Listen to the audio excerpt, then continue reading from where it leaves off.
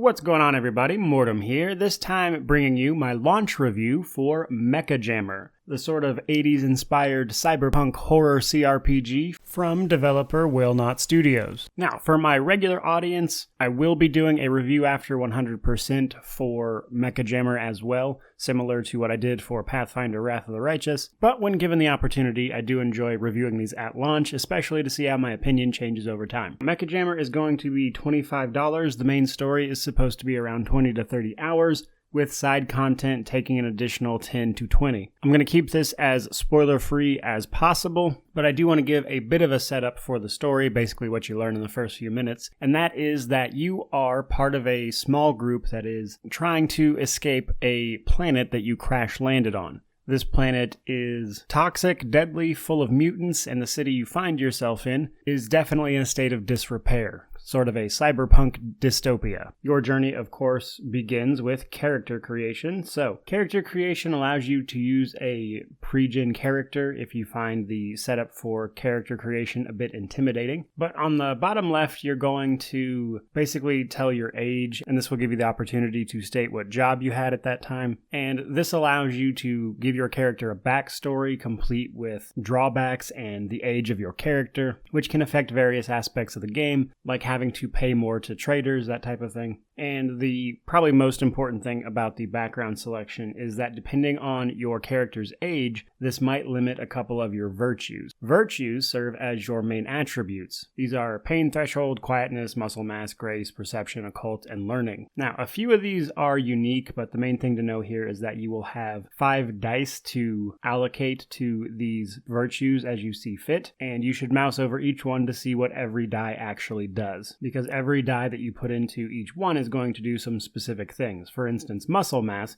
is going to increase your damage by 1 for every dice, allow you to carry extra items in your bag, and is going to be added to the success rolls for your unarmed attack, pole weapons, impact weapons, two-handed edge, and chained weapons. And just to the right of that, we have our studies. Now, studies are informed a bit by your virtues. That number to the left of your studies is basically like your base amount. I believe they actually call them pips in-game. And here you will have 6 dice to allocate at character creation. Now, each one of these dice is going to do a few different things depending on whether it's a combat or more of an exploration skill such as repair or hacking. But for the combat skills, which is most of them, this is essentially going to affect your chance to hit. So every weapon you pick up in the game is going to have an aim challenge associated with it that you can see by right-clicking the weapon in your inventory. And in order to successfully hit someone with that weapon, you're going to roll your dice in that study, as well as any associated dice from the appropriate virtue. So for impact, we actually roll the dice from muscle mass and our impact study. So in this particular example, I would have a 6x6 roll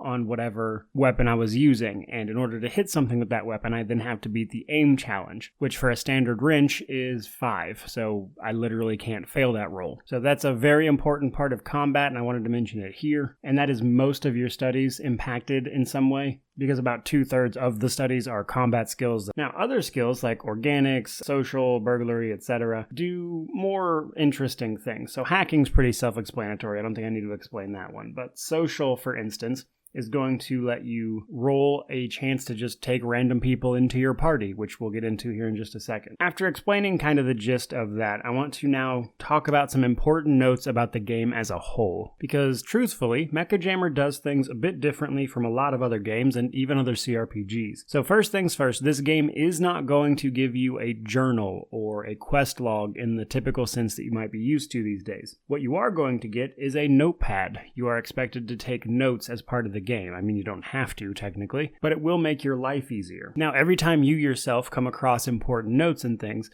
they will be added to your map, and if you mouse over them, you can then click on them and read them. You can also use pins on the side of the map page to mark places on the map yourself as well. You need to make ample use of these things because the game isn't going to hold your hand in any way. So if you want to remember important bits of information, you either need to make sure that it is a map note on the actual map, or that you are writing in your in-game notepad, or perhaps even your actual notepad. Now, next up, I would highly recommend you play through the tutorial from the main menu. This is going to get you acquainted with all the basics of the game and how they work, such as combat itself, the stealth mechanics, driving some vehicles, even recruiting companions to your team, that sort of thing. All of that's going to be explained in the tutorial, so I highly recommend you play through it. And speaking of a little bit of combat in this particular game is simultaneous turn-based. This means that it is a bit of a middle ground between real-time with pause and turn-based. And basically what it means is that it is turn-based, but everyone is taking their turn at the same time. So in combat, as long as you are not moving, nobody else will move. However, the second you start moving, everyone else is going to take their turns as well. And earlier, I mentioned about recruiting companions with your social roles. Well, basically, every NPC that you see hanging around for the most part in Mechajammer is a potential companion. If you go up to them and click the charm roll option, you will roll a social roll in an attempt to recruit that person to your team. And you can have a very sizable team with you. I believe the max is somewhere in the vicinity of 15 to 20 people with you. You can split them up into groups of 4,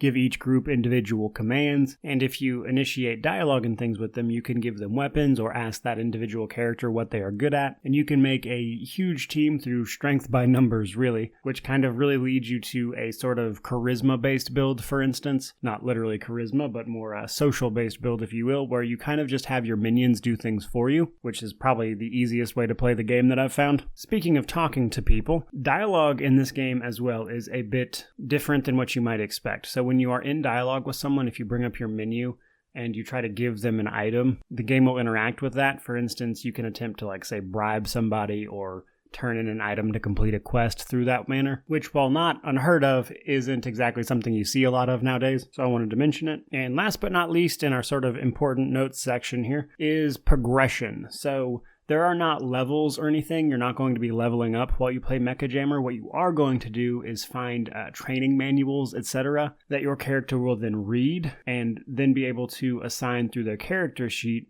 to one of their studies or their virtues. This will add to the pips for that individual study, which will then make you better at it, of course. So with that out of the way, let's jump into our world building section. So as I mentioned earlier, the world of Mechajammer is in fact open world, which is a bit unusual for a CRPG, but basically after a short introduction to the game, which is a sort of trial by fire to the mechanics, by the way, you will then be kind of just set loose on the city, and thus the open world. And they will of course give you your main story quest to go track down, but after that you're pretty much free to do whatever you want to do. However, you do have to be mindful. There is a sort of justice system in place where if you break the law, you will be gunned down by police, so that is something you might want to plan around. And beyond that, as I mentioned earlier, the city is just full of mutants and everything from the toxic runoff that happened as a sort of byproduct because of the war with this planet and Earth. In addition to all of the sci-fi cyberpunk mutant stuff going on, there is actually a sort of occult layer to everything, hence the horror part of the self-described cyberpunk horror CRPG. There's a sort of occult vibe to things, and if you dig up underneath the surface, you can find some even crazier things going on, which I don't want to spoil too much, but it's really cool in my opinion. So with all that said, guys, let's talk some positives, some negatives, and wrap this thing up for our launch review. So the positives are really that this is just a really cool world and some unique ideas to the CRPG table. And while it's a positive for me personally, I do really enjoy the art style. I enjoy the simultaneous turn-based battle system. I think that's a good thing this game has going for it. And beyond that, the game is just a lot of fun, especially when you look at things like the vehicles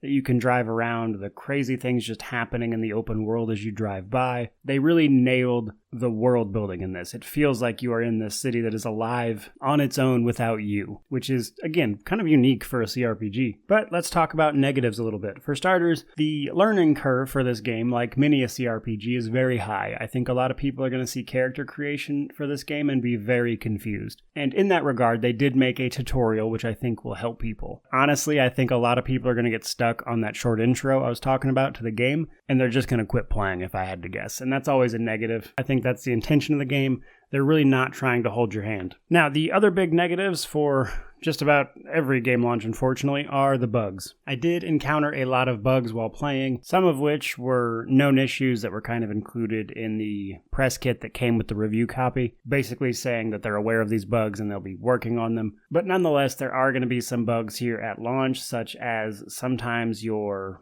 companions that you've recruited just kind of get left behind as you enter and exit vehicles and things. There were times I would get sort of stuck in an area of the map where my character would just like stutter step through the map until I got out of a certain area. Reloading the game tended to fix that one for me. There are also times where you can just get straight up stuck in combat, or your character just won't move in combat, things like that, which are a little frustrating. And then this isn't a negative for me personally, but I've been doing reviews long enough to know that this is always a question on the forefront of people's minds, and that is that no, the game is in fact not voice acted, which does not bother me personally, but for some people that is a deal breaker. But just so you're aware, there is no voice acting. To draw a conclusion and conclude this review, for $25, I think Mechajammer is a ton of fun and a really cool entry into the CRPG genre. Now, that said, this game isn't for everyone, as I tried to make very clear during this review. But for $25, I do think that is a great deal. And if this review seems at all interesting to you, I think you'll have a lot of fun with the game. There you go, guys. There is my review for Mechajammer, the launch review, that is. If you enjoyed the video, please remember to like, comment, subscribe, all that YouTube jazz. But regardless of any of that, truly, just thank you so much for watching.